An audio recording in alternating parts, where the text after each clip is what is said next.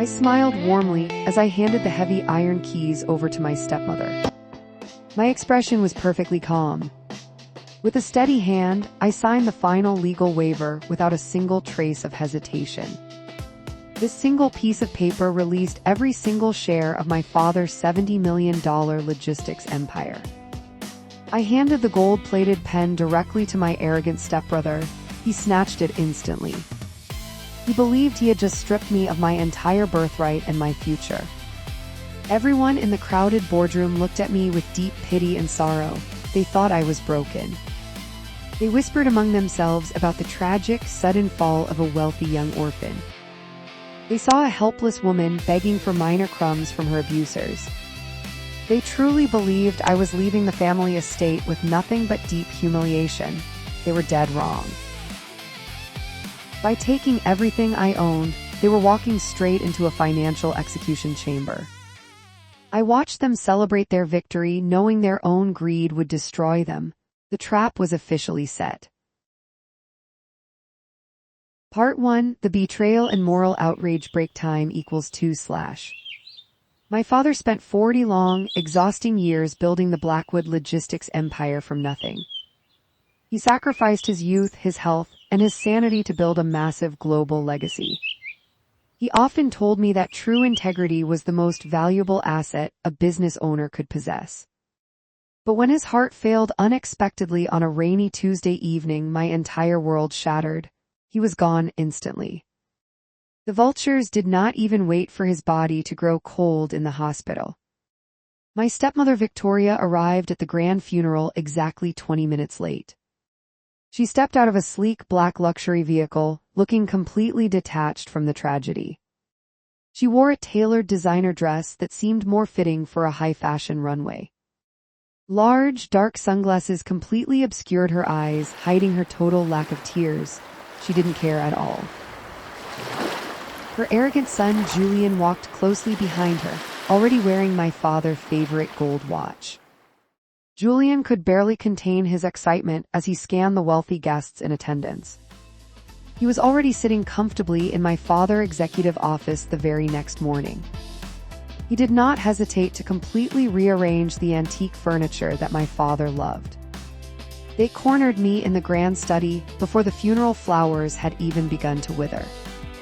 Victoria sat behind the massive mahogany desk, looking down her nose at me coldly. She spoke with a false voice dripping in fake maternal sympathy and hollow comfort. She told me that a young, emotional woman like me could never handle the brutal corporate world. It was a total lie. She claimed that my father would have wanted a strong, capable man like Julian to take the reins. Julian stood proudly by the window, sneering openly as he called me a useless liability. He tossed a thick, heavy stack of legal documents onto the table right in front of my face. It was a heavily revised, clearly forged will that stripped me of all executive power. They had hired expensive, corrupt corporate lawyers to ensure the paperwork looked entirely legal. Victoria presented me with a single, cruel choice that offered no room for negotiation. I could sign over the entire shipping empire and the family mansion without a fight. Or they would tie me up in endless, expensive lawsuits until I was completely bankrupt. They promised to completely destroy my reputation in the media if I resisted their demands. They left me with nothing but an abandoned, decaying shipping warehouse by the old harbor. The property was a rusted, forgotten relic of my father's very first business venture. Julian laughed out loud as he shoved the final eviction paperwork into my trembling hands. He treated me like a stray dog catching worthless scraps from their golden table. I said absolutely nothing. I looked at the legal documents, feeling the cold weight of their calculated betrayal. I saw the malicious, dark joy in their eyes as they celebrated my apparent ruin. They expected me to scream, to cry, or to beg for their mercy. But I simply took a deep breath and kept my face completely expressionless. My silence terrified them. Part 2: The Hidden Variable. I did not shed a single tear as I packed my life into 2 small suitcases. I turned my back on the grand Blackwood mansion without ever looking behind me. I drove down to the old industrial harbor, where the air smelled of salt and rust. The abandoned warehouse was massive, dark, and filled with decades of thick dust. The roof leaked slightly, and the wind howled loudly through the cracked window panes. It was a stark contrast to the luxurious, comfortable life I had known before. But my father had taught me a vital lesson during our long walks together.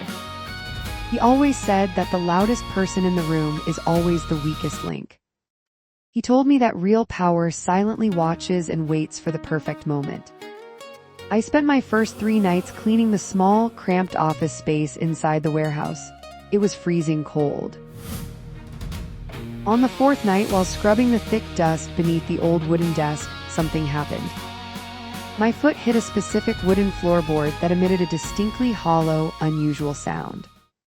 My heart began to race wildly as I carefully pried the old, rotted wood loose.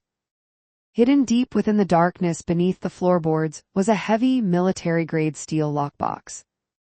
It was covered in a thick layer of grease, completely untouched for many years. I immediately recognized the intricate mechanical lock on the front of the heavy box. The unique key was already hanging around my neck, hidden inside my father's vintage watch. He had placed it in my hand just days before his final breath. I inserted the key into the lockbox and turned it with a heavy, satisfying click. Then, a sudden revelation. When I lifted the lid, my breath caught in my throat as I stared at the contents. The box contained 2 separate, highly confidential items that changed the entire game. The first item was a comprehensive, independent forensic audit report of the main corporation. It turned out that Julian had been secretly embezzling millions of dollars for over 5 years. He had been using the company name to secure massive, high-interest loans from offshore cartels. He used this illegal cash to fund his extravagant lifestyle and his gambling debts. The main logistics company was actually an empty, rotting, worthless financial shell. It was drowning in over $80 million of toxic, unpayable debt. According to the legal clauses, this massive debt was set to mature very soon. Whoever owned the company at that exact moment would be personally liable for everything. They were completely doomed. The second item in the box was the original certified legal deed to my harbor warehouse. Attached to the deed was a freshly approved government zoning permit from the state. My father had secretly worked for years to secure this specific, exclusive piece of legislation. The document officially turned this harbor zone into the only authorized international tech shipping hub. Every single major technology corporation would be forced to use my warehouse to import goods. This abandoned, rusted warehouse was actually worth hundreds of millions of dollars on its own. It was completely separate from the main family company and totally free of any debt. Julian and Victoria truly believed they had stripped me bare and left me to starve. They were completely blind. In reality, they had just fought tooth and nail to inherit a financial atomic bomb. They had forced me out of a sinking ship and unwittingly handed me the only bunker. I held the ace. Part 3: The Psychological Mind Game. 3 days before the official contract signing, Victoria sent me a formal invitation. She wanted me to attend a lavish, private family dinner at the Grand Mansion. It was a trap. It was not an act of kindness, but a victory lap disguised as family unity. She wanted to witness my despair one last time before finalizing their massive theft. I accepted the invitation gracefully and arrived wearing a simple, elegant white dress. I wore white. The mansion looked exactly the same, but the atmosphere felt entirely different and tense. Julian was already pouring expensive vintage champagne for the elite guests in attendance. They laughed loudly. He boasted openly about his grand plans as the new chief executive officer of the empire. When I entered the dining room, the conversation stopped as everyone turned to stare. Victoria smiled like a venomous snake, gesturing for me to sit at the far end. She spoke loudly so everyone could hear, telling me to accept my humble place. Julian sneered and remarked that I could work as a low-level secretary if I behaved. The guests chuckled softly, enjoying the dramatic downfall of the original wealthy heiress.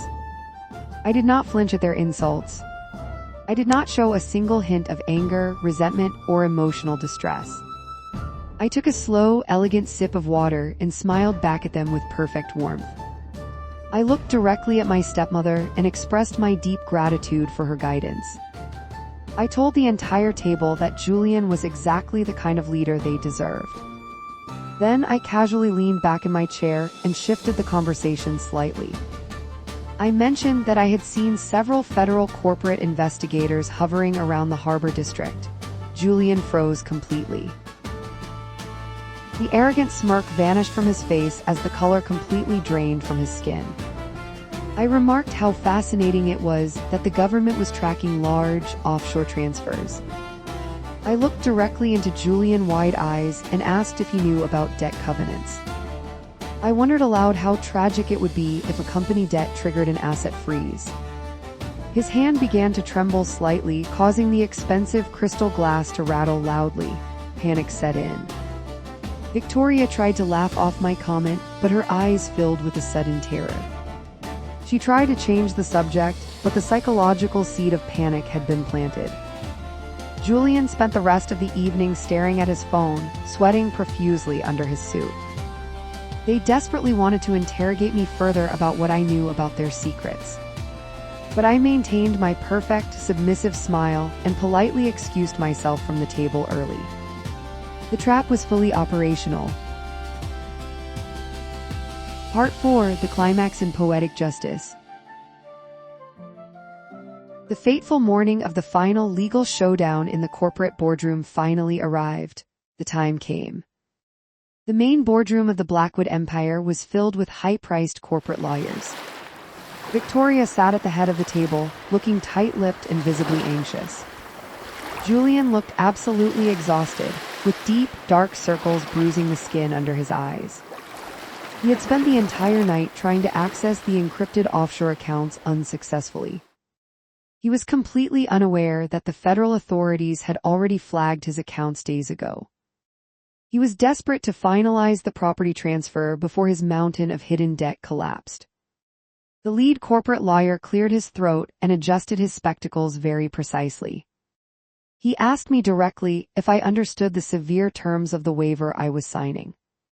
He wanted to confirm that I was willingly forfeiting all future claims to the company. I looked across the table at Victoria and Julian, observing their greedy, desperate expressions. I told the lawyer in a clear, confident voice that I understood the terms perfectly. I stated that I consented fully to the complete transfer of all corporate responsibilities. I stepped forward, picked up the heavy pen, and signed the documents without hesitation. I signed smoothly. Julian practically snatched the papers from the desk, laughing out loud in absolute relief. He declared himself the undisputed king of the Blackwood Empire, mocking my weak compliance.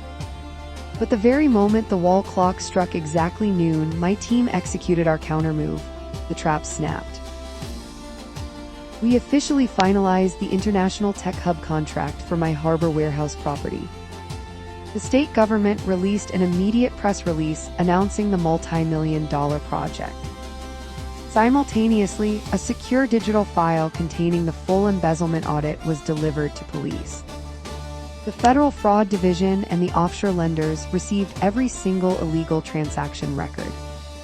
Within less than 48 hours, the toxic debt covenants triggered automatically and brutally. The global banking cartel immediately froze every single asset belonging to the Blackwood Empire. The magnificent family mansion was surrounded and locked down by federal marshals by Friday. Julian was stopped and arrested at the international airport while trying to flee the country. He was dragged away in heavy handcuffs, screaming my name in a fit of rage. Victoria was abruptly evicted from the estate with nothing but a single small suitcase. She stood on the cold sidewalk, completely ruined by the very same greed that drove her. They lost everything. They had fought with everything they had to steal a kingdom, only to inherit a prison. Outro and engagement. Today, I stand on the spacious balcony of my new luxury penthouse suite. I am free. The view looks out over the booming, hyper-modern international harbor shipping hub below.